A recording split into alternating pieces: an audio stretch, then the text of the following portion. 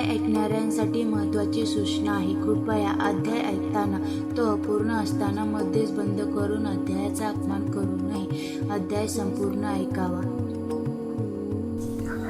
अध्याय 50. यवन राजाच्या विस्फोट व्याधीचे निवारण. हा अध्याय पठन केल्यास आपणास दुःखद व्याधी बऱ्या होतील व दूरस्थ गुरूंची साक्ष पटेल. अध्याय 50. यवन राजाच्या विस्फोटवादीचे निवारण. श्री गणेशाय नमः. सिद्ध नामधारकांना म्हणाले, वस्त श्रीपाद वल्लभांनी एका परीटांना तुम्ही पुढील जन्मात राजा व्हाल असे वरदान दिले होते.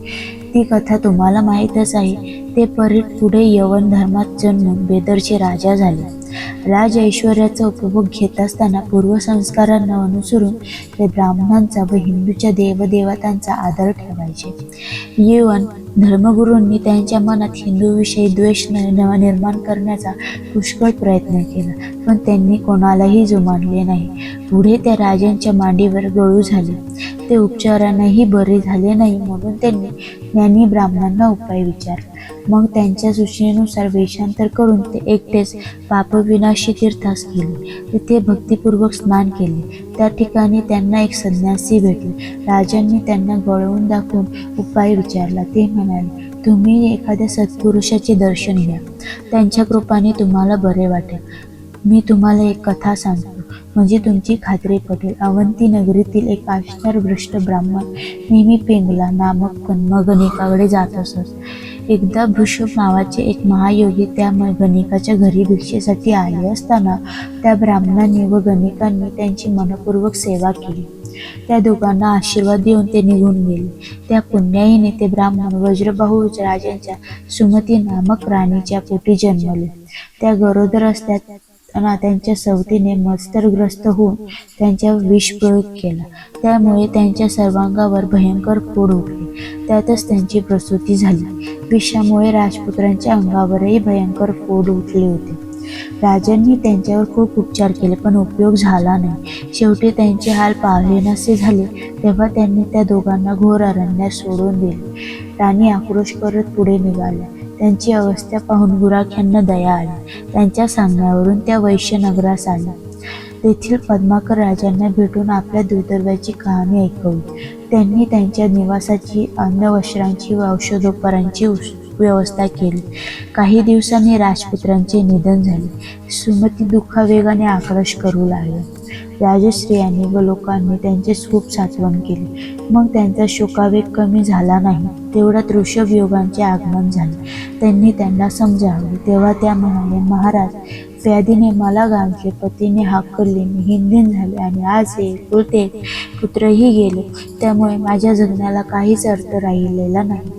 देवाने मला मरण द्यावे. तेव्हा ऋषभांना त्यांची दया आली. त्यांनी अभिमंत्रित भस्माने राजपुत्रांना जिवंत केले. मग त्याच भस्माने त्या मायलेकरांना पूर्णतः व्याधीमुक्त केले. सुमतीने कृतज्ञतेने त्यांचे पाय धरले. त्यांना त्या आणि राजपुत्रांना कल्याणपण आशीर्वाद देऊन ते योगी निघून गेले. ही कथा सांगून ती संन्यासी यवन राजांना म्हणाले, तुम्ही गाणगापुराला जा. तेथील नृसिंह सरस्वतींचे दर्शन घ्या. तुमचे कार्य होईल. त्याप्रमाणे ते गाणगापुरात आले आणि श्रीगुरूंची चौकशी करत संगमावर गेले. त्यांना पाहून श्रीगुरू म्हणाले, काय हो परीट, आजपर्यंत कुठे होतात? ते ऐकताच त्यांना पूर्वजन्माचे स्मरण झाले. गुरुदेव, आपण इथे, असे म्हणून त्यांनी त्यांच्या चरणांना आनंदाने मिठी मारली. गुरुदेवांनी त्यांना येण्याचे कारण विचारले. त्यांनी गळू दाखवण्यासाठी वस्त्र दूर केले तर काय आश्चर्य, ते केव्हाच जिरून गेले होते. ते नवल पाहून त्यांचा आनंद गगनात मावेना.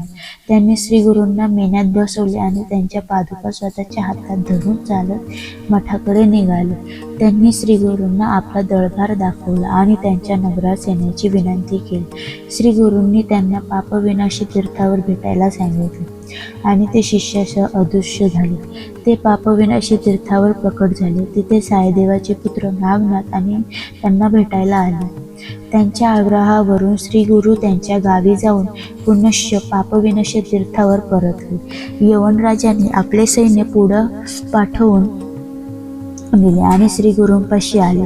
त्यांना सन्मानाने आपल्या नगरात नेले. त्यांनी श्री गुरूंकडे मुक्ती मार्गाचे ज्ञान मागितले असता ते म्हणाले, राजा, पुढे राजांची सूत्रे मुलांकडे सोपवून तुम्ही श्रीशैल पर्वतावर या, तिथे आपली पुन्हा भेट होईल.